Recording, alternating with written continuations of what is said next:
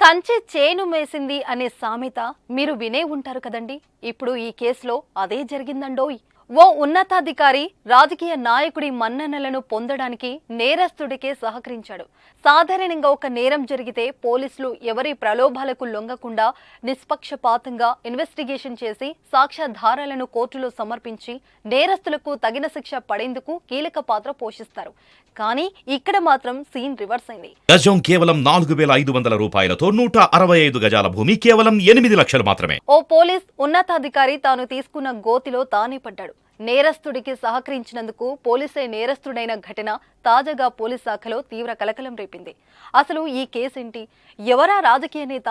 నేరస్తుడికి బదులు పోలీస్ ఎందుకు శిక్ష అనుభవిస్తున్నాడు అనే విషయాలను ఇప్పుడు చూద్దాం. నిజామాబాద్ జిల్లా బోధన్ మాజీ ఎమ్మెల్యే షకీల్ కుమారుడు సోహెల్ గత నెల 23వ తేదీ అర్ధరాత్రి చాలా స్పీడ్ గా కారును నడిపి ప్రగతి భవన్ దగ్గర ట్రాఫిక్ బార్గేట్లను ఢీకొట్టాడు. ఈ కేసులో సోహెల్ ను పంజగుట్ట పోలీసులు స్టేషన్ ను తరలించారు. తన కుమారుడిని పోలీసులు పట్టుకున్నారని మాజీ ఎమ్మెల్యే షకీల్ పోలీస్ స్టేషన్ కు చేరుకున్నాడు. అక్కడే అసలు ట్విస్ట్ జరిగింది. ఆ దృశ్యాలు అక్కడి సీసీ కెమెరాల్లో రికార్డైంది. కానీ అక్కడే అసలు ట్విస్ట్ జరిగింది. పోలీస్ స్టేషన్ లో ఏ మంత్రం జరిగిందో ఏమో తెలియదు, కానీ సీన్ కట్ చేస్తే సోహెల్ బదులు షకీల్ ఇంట్లో పనిచేసే పని మనిషిని ఈ కేసులో చేర్చారు పోలీసులు.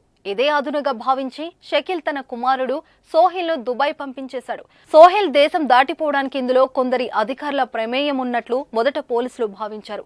ఈ వ్యవహారంలో CI, night duty SI, 2 constables పాత్రపై దర్యాప్తు చేపట్టారు పోలీసు అధికారులు.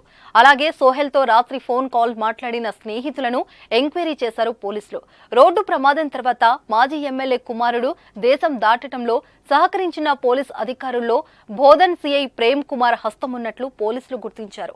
ఈ మేరకు కీలక ఆధారాలను సేకరించిన పోలీసులు సిఐ ప్రేమ్ కుమార్ ను తాజాగా అరెస్టు చేసి విచారణ జరుపుతున్నారు. విచారణ తర్వాత కూడా మరికొంతమంది అరెస్ట్ అయ్యే అవకాశం ఉందని పోలీసులు పేర్కొంటున్నారు.